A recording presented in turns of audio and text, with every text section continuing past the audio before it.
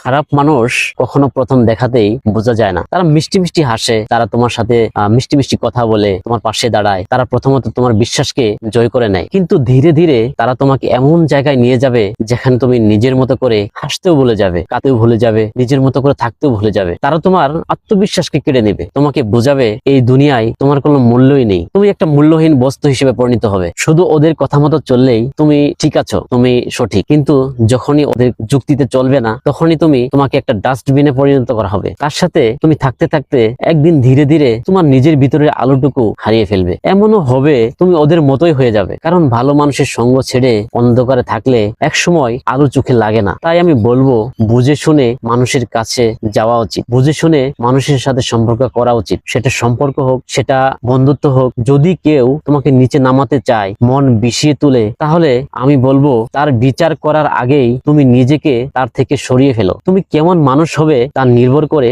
তুমি কার সাথে সময় কাটাও। আর সময় খুব একটা মূল্যবান জিনিস।